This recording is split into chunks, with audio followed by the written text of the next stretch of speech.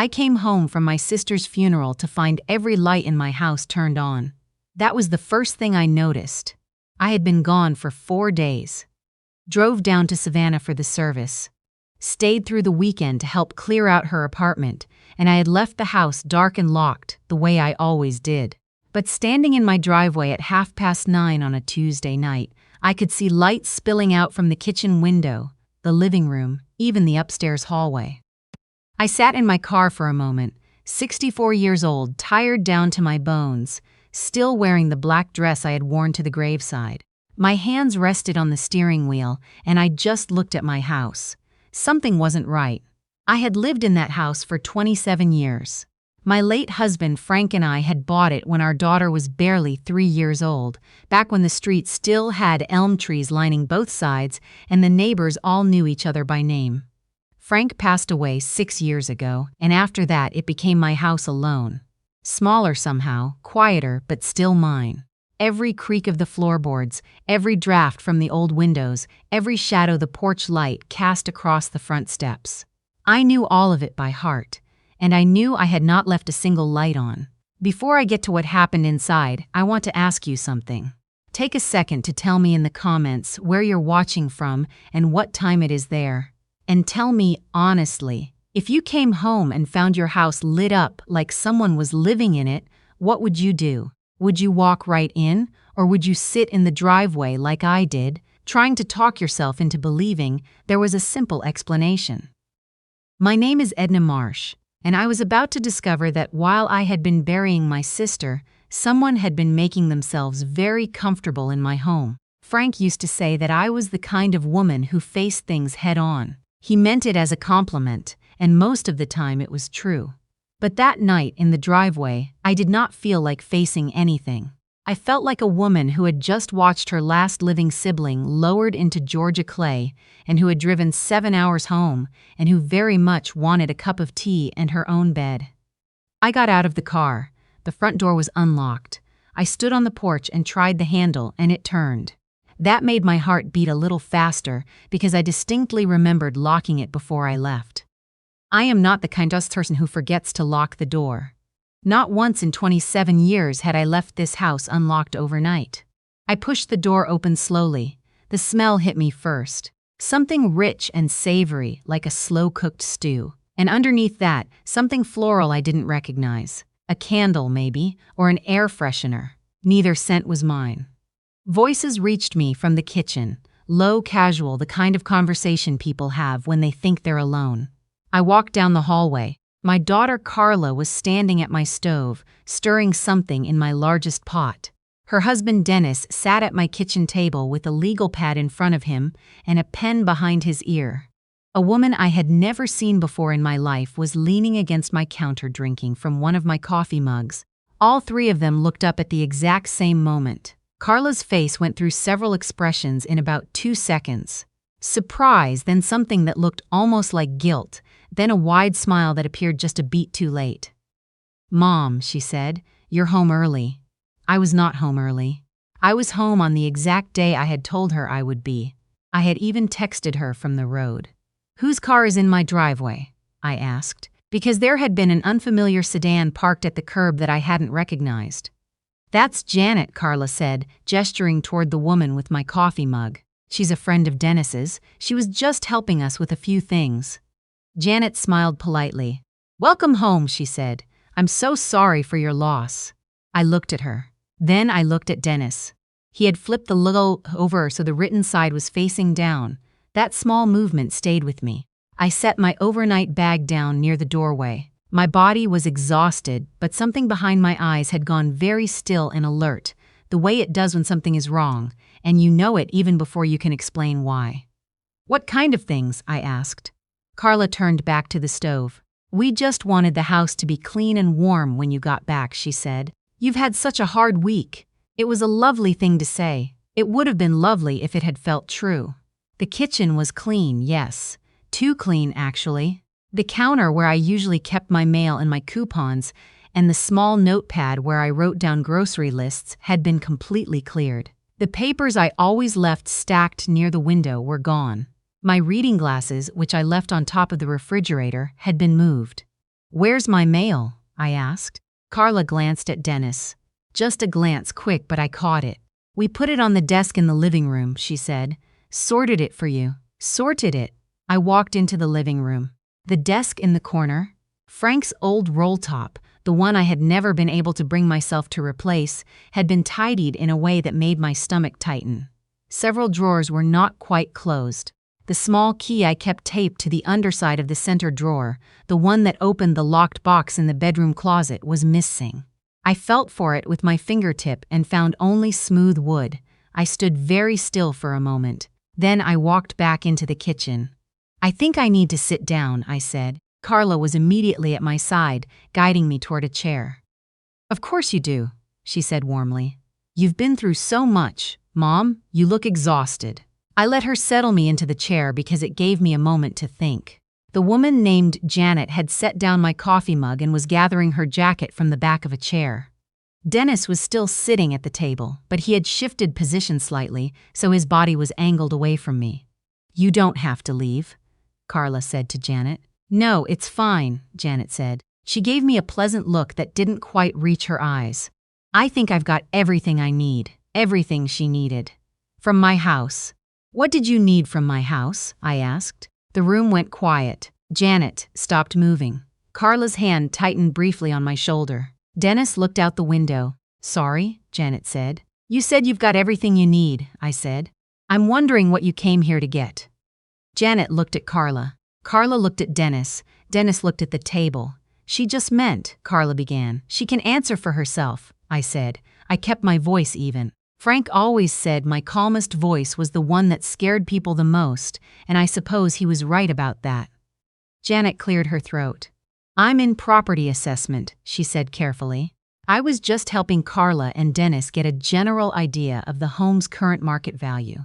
The words landed in the room one by one, like stones dropping into still water. Property assessment, market value, my home. I had been gone 4 days. I had been burying my sister. And in my absence, my daughter and her husband had invited a property assessor into my house. I did not say anything immediately. I have learned over 64 years that silence, used correctly, is a more powerful thing than almost any word. After a long moment, Janet said, "I can see this probably wasn't the best timing." "No," I agreed. "It probably wasn't." She picked up her jacket and her bag. She paused at the kitchen doorway. "Carla, I'll be in touch." Then she left. I heard the front door close behind her. For a few seconds, the three of us remained exactly where we were. Then Dennis reached under the table and placed the legal pad on top of it, right side up this time. From where I sat, I could see handwritten notes and what looked like numbers in columns. I could not read the specifics, but I recognized the format. I had seen documents like that before, years ago, when Frank and I had refinanced the house. Carla pulled a chair close to mine and sat down. Her eyes were soft, her expression careful. "Mom," she said gently, "before you get upset." "I'm not upset," I said, which was true, in a way. I was something colder and quieter than upset. "We need to talk about some things," she said, "about the house. About your situation now that Aunt Helen is gone." "My situation? What about it?" I asked. Carla reached over and put her hand on mine. "You're alone now, Mom. You've lost Dad and now your sister. You're 64 years old and you're living in a 4-bedroom house by yourself."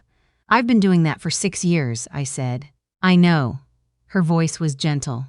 "But things are different now. You could get sick, you could fall. Nobody would even know." I looked at her. My daughter, who I had rocked to sleep, who I had driven to dance recitals and waited up for through high school, who I had stood beside at her wedding 11 years ago. She was looking at me with an expression of genuine concern, and I could not tell, I truly could not tell, how much of that concern was real and how much of it was something else. "And your solution," I said slowly, "is to find out what the house is worth." Carla hesitated. Dennis spoke for the first time since I had come home. His voice was measured and reasonable, the voice of a man who had rehearsed this. "We're just looking at options," he said. "There are some really good continuing care communities in this area. Independent living, so it's not like." "Independent living," I repeated. "You'd still have your freedom," he said. "Your own space, just with support available if you need it." I looked at the legal pad on the table. And while I was in independent living, I said, "What would happen to this house?" Dennis shifted slightly. "We'd manage it for you." Manage it. There were those careful words again. Manage it. Take care of it. Handle everything. "Dennis," I said, "you work in finance." "Yes," he said. "So you understand what it means," I said, "when a person manages property that belongs to someone else." His jaw tightened almost imperceptibly. "This would be different. It's family." I nodded slowly. Then I turned to Carla. "How long have you been planning this?" She looked down at the table. "We've been worried about you for a while." "That's not what I asked." She didn't answer immediately. I watched her. My daughter had always been a poor liar. Even as a child, she could never quite look me in the eye when she was hiding something. She wasn't looking at me now. "Did you plan this before my sister died?" I said. "Or after?" The silence was its own kind of answer. I stood up slowly. My legs were stiff from the drive, and grief had settled into my body the way it does when you're older, not sharp, but heavy, like waterlogged wood. I walked to the window and looked out at the dark street. Behind me, I heard Carla make a small sound. "Mom, I'm going to check on something," I said. "I'll be back." I walked down the hallway to my bedroom. The closet door was closed, which was normal. I opened it. Everything appeared to be in place at first glance. Coats, boxes on the upper shelf, shoes on the floor. But the lockbox that sat on the left side of the shelf had been moved. Not far, just a few inches, but enough. I knew where it sat. I had not moved it in 6 years. The lock was intact, the box still closed. But someone had tried it. I could tell by the small scratches around the keyhole that hadn't been there before. I sat down on the edge of my bed. Frank had given me that lockbox the first Christmas after he was diagnosed. He didn't say why, he just handed it to me with the key on a ribbon and said, "Keep the important things in here, Edna." We both knew what he meant. He was a careful man, my Frank. He liked knowing things were secured. The documents inside were ones I had not looked at in years. The deed to the house, the life insurance paperwork, and something else Frank had arranged quietly, without telling me until just before he passed. Something I had thought about exactly once since then, on the day a financial advisor had called and confirmed the terms. I sat there for a long time in the dark bedroom, thinking. Then I heard footsteps in the hallway, and Carla knocked softly on the door. "Mom? Are you okay?" "I'm fine," I said. "Give me a few minutes." She didn't push. I heard her retreat. I got up and went to the window. From here, I could see the house next door, where my neighbor Vivette had lived for the past 12 years. Her porch light was on.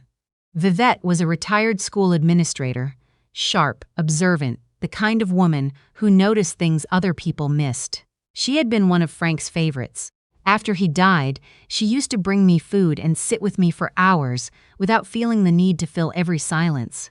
She was the kind of friend you don't find often. On an impulse, I opened the bedroom window and leaned out slightly. Vivette's living room light was on, which meant she was still awake. She was a night owl, always had been. I picked up my phone and called her. She answered on the second ring. "Edna, you're home." "I am," I said quietly. Something in my voice must have told her what she needed to know, because she said, "I'll be there in 5 minutes," and hung up before I could say anything else. I went back into the living room to wait. Dennis had put the legal pad away somewhere. Carla was sitting on the couch with her hands folded in her lap, watching me with an expression I couldn't fully read. "I should have told you sooner," she said. "You should have," I agreed. She looked down. "Dennis has been really stressed. His firm has been." She stopped, started again. "We've had some financial pressure lately." I waited. "The refinancing on our condo came through at a terrible rate," she said, "and Dennis made some investments that didn't go the way he expected." She pressed her lips together. "We're not in trouble exactly, but we're not comfortable either." "How uncomfortable?" I asked. She was quiet for a moment. "We owe about $90,000 more than we can comfortably manage right now." $90,000. I looked at my daughter, really looked at her, the tired lines around her eyes, the way she was holding herself, and I felt something complicated move through me. Not just anger, grief of a different kind. "And you thought this house would solve that," I said. "Not solve," she said quickly. "Just help. Temporarily. We'd refinance, pay down the debt, and then..." And then what? She didn't answer. Dennis came in from the kitchen. He must have been listening from the hallway because he walked in with the timing of someone entering a conversation they'd been following closely. Alice, he said, using my name wrong, not for the first time. We're not trying to take anything from you. My name is Edna, I said. He blinked. Sorry. Edna. And I didn't say you were taking anything, I said. I'm still trying to understand what you were doing in my house for 4 days while I was at a funeral. He folded his arms. We were taking care of things. You had a property assessor here, just to understand the value. Without asking me, we didn't want to add to your stress. I looked at him steadily. Dennis had always been a man of explanations. He had an answer for everything, usually a good one, usually delivered in that calm, reasonable tone. For 11 years I had found it reassuring, now I found it exhausting. Dennis, I said, what exactly were you planning to do with the information she collected? He glanced at Carla. She looked at the floor. I had my answer. The front door opened then, and Vivette walked in without knocking. She had a cardigan pulled over her pajama top, her reading glasses pushed up on her head, and an expression on her face that told me she had taken in the situation in about 2 seconds flat. Edna, she said, crossing to my side and squeezing my arm. How was the drive? Long, I said. She looked at Carla and Dennis with polite directness. Carla, Dennis. She sat down in the armchair across from the couch and folded her hands in her lap.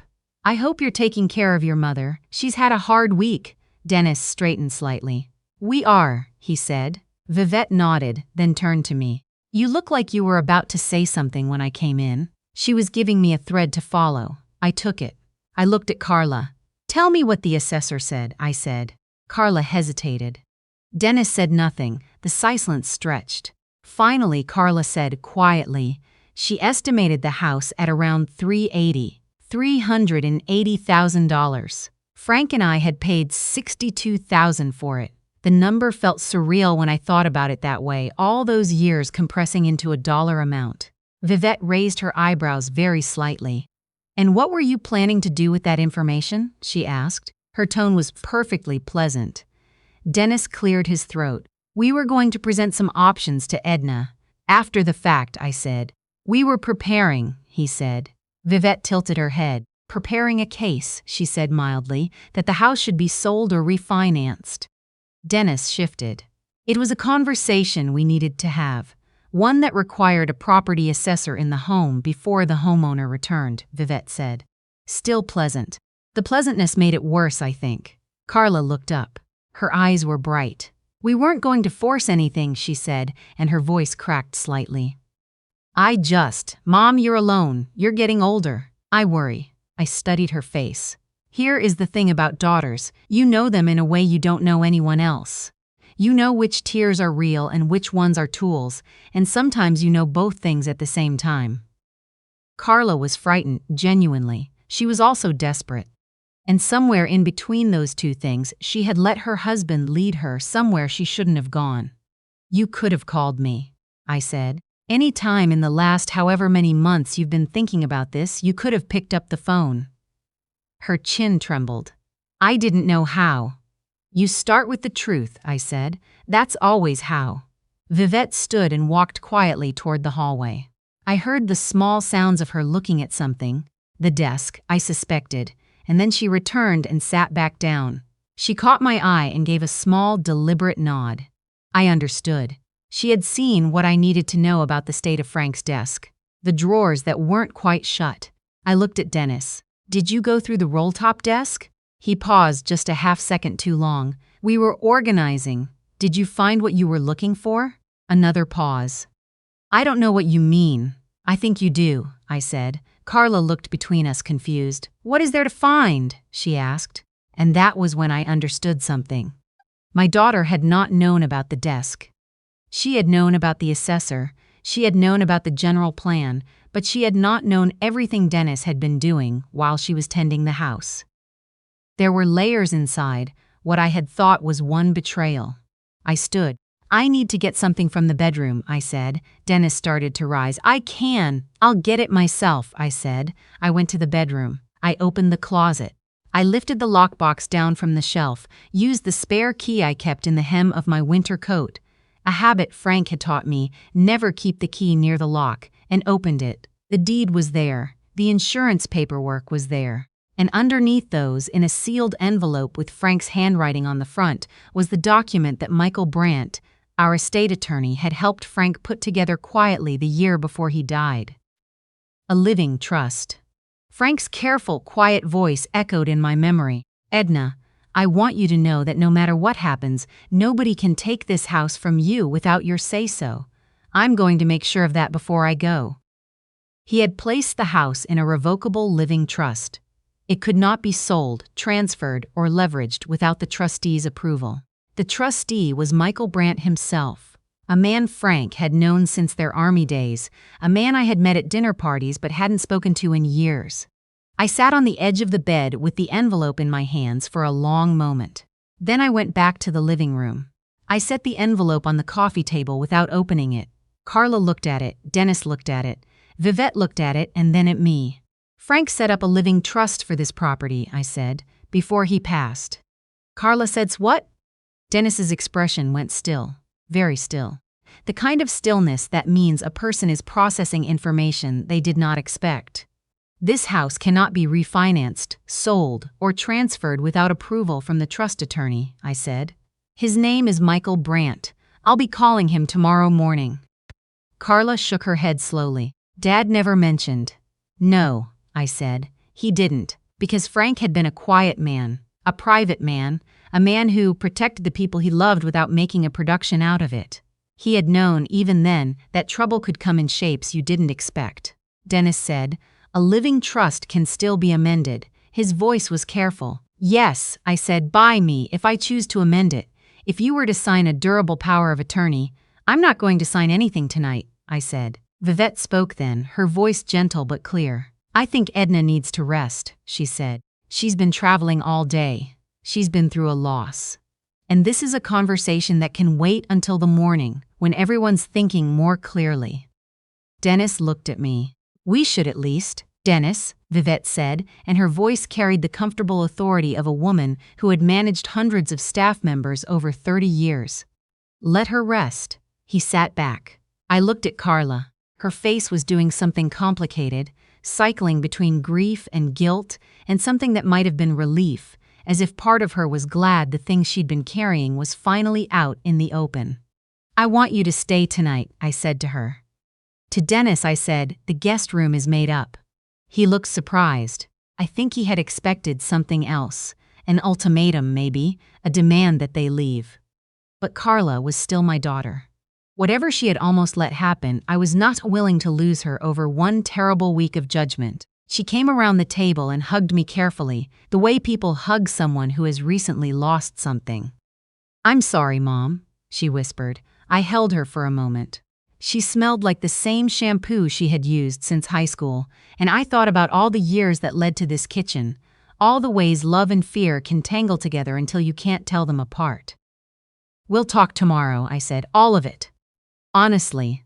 She nodded and pulled back, wiping her eyes. Dennis had not moved. He was looking at the sealed envelope on the coffee table. Vivette stood and squeezed my shoulder. "I'm right next door," she said quietly. "Call me if you need anything." Then, to Carla, "Your mother is a remarkable woman, make sure you remember that." After Vivette left, the house quieted. I made tea. The three of us sat at the kitchen table with our mugs and didn't say much. Outside, the neighborhood had gone dark and still. A dog barked somewhere. A car passed. Sometime around midnight, Dennis went upstairs. Carla stayed. We sat across from each other in the kitchen the way we had sat hundreds of times before. Her with homework, me with lesson plans, both of us in the quiet company of each other. The kitchen that had known birthday cakes and Christmas mornings, and the night Frank came home from his first hospital stay. The kitchen that was mine and had been mine and would remain mine. "How bad is it really?" I asked her. "Meaning the money, meaning everything." She wrapped both hands around her mug. "Bad enough that Dennis started looking for solutions that weren't really his to look for." "Did he tell you what he found in the desk?" She looked up. "What did he find?" "Nothing he should have been looking for," I said, which was the truth. The lockbox key had been in the hem of my coat. The trust documents had been in the lockbox. He had found neither. Carla looked tired in a way that went beyond the hour. Mom, I swear I thought it would be. I thought we were just exploring options. I didn't think it would look like this. It looks like what it is, I said, not unkindly. It looks like desperation. She nodded. The difference between you and your father, I said slowly, is that your father always came to me first, before he made plans, before he started looking at options. She was quiet. I'm not saying Dennis is a bad man, I said. I'm saying that when people are scared, they start moving before they think, and sometimes they move in directions they shouldn't. Carla looked at the table. He was trying to protect us. I know, I said, but this isn't his to protect. In the morning, I called Michael Brandt. I hadn't spoken to him in years, but his voice was exactly as I remembered it. Unhurried, measured, with that faint Texas cadence that had always reminded me of Frank. He listened to everything I told him. He asked a few quiet questions, and then he said he would drive up from Richmond by noon. He arrived at 12:15 in a gray sedan, carrying the same leather briefcase I remembered from Frank's funeral. He was older, of course, but his eyes were exactly the same, clear and attentive, the kind of eyes that didn't miss much. Dennis East had spent the morning in the guest room. When Michael arrived, all four of us sat in the living room. Michael opened his briefcase and laid the trust documents on the coffee table without ceremony. He explained the terms in plain language. This house was protected. No financial transaction involving the property could occur without his explicit approval. That approval was contingent on the sole best interest of the named beneficiary. Me. Dennis listened without speaking. Carla sat beside me with her hands folded. When Michael finished, he looked at Dennis with the steady, neutral expression of a man who had seen many situations like this before and had opinions about exactly none of them on the record. "Is there anything you'd like to ask?" he said. Dennis said slowly, "What would it take to amend the trust?" "Edna's request," Michael said. "And my assessment that the amendment serves her interests. And if she wanted to use the house as collateral for a loan, I would need to understand the terms, the purpose, and whether it protected her adequately." Michael paused. "Is that something she's asked you to explore?" Silence. Dennis looked at me. "No," I said, "it isn't." Carla let out a breath. Michael closed the briefcase. He looked at me with Frank's old friend's eyes. "The trust is working exactly the way Frank intended," he said. "You don't have to do anything today. You don't have to decide anything today." "I know," I said. After Michael left, Dennis stood in the living room for a moment without speaking. He looked like a man who had arrived at the end of a road he hadn't expected to end where it did. "I wasn't trying to steal from you," he said finally. "I want you to know that." "I know you weren't," I said, and I meant it. Desperation is not malice. The two things can look identical from certain angles, but they are not the same. "I'm in over my head," he said. The admission seemed to cost him something. "I know that too," I said, "and there are ways to address that don't involve my house." He looked at me for a long moment. Then he nodded once and went upstairs to pack. Carla stayed through the afternoon. We sat on the back porch in the thin October sun, two women wrapped in sweaters, drinking the last of the morning's coffee. The yard looked the way it always did. Frank's old rose bushes along the fence, the apple tree he had planted the year Carla was born, the flagstone path he had laid one August weekend when the heat was so bad I had refused to go outside. "He thought of everything," Carla said quietly, looking at the yard. She didn't have to say who she meant. "He tried to," I said. "That was his way."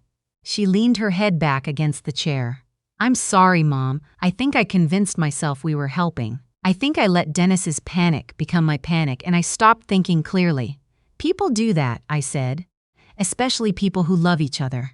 She looked at me. "Are you angry?" I thought about it genuinely. I was a little last night, but right now I'm mostly tired.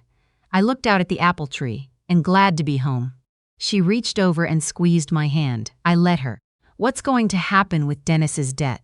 I asked. She sighed. "We'll figure it out, the real way. Cut expenses, payment plans, maybe sell the condo and rent something smaller for a while." She looked resigned but steadier than she had the night before. There are options that don't require taking something that isn't ours. There always are, I said. They're just harder. Before she left, she hugged me for a long time in the front doorway.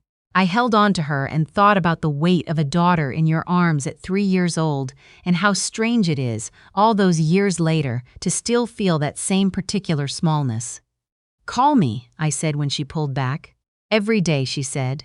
That evening, after she was gone, I walked through the house slowly, room to room, the way I used to do when Carla was little, and I'd check on her before bed.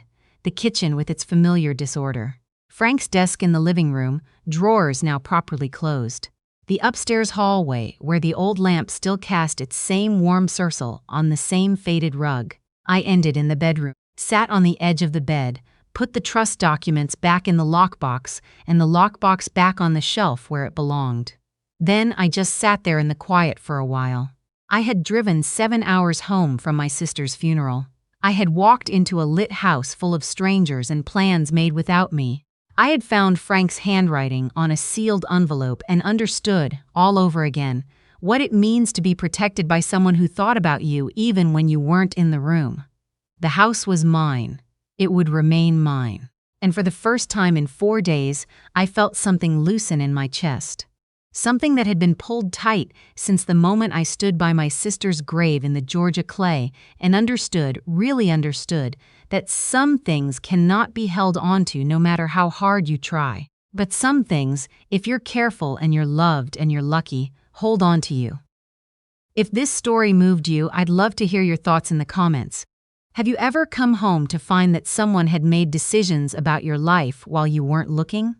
What would you have done in Edna's place? Tell me where you're watching from and what time it is there, because stories like this find us everywhere at every hour, and I think that means something. If this is the kind of story that speaks to you, please like the video and subscribe so you're there for the next one, because the most important stories are never really about houses or money or legal documents. They're about knowing your own worth well enough to protect it.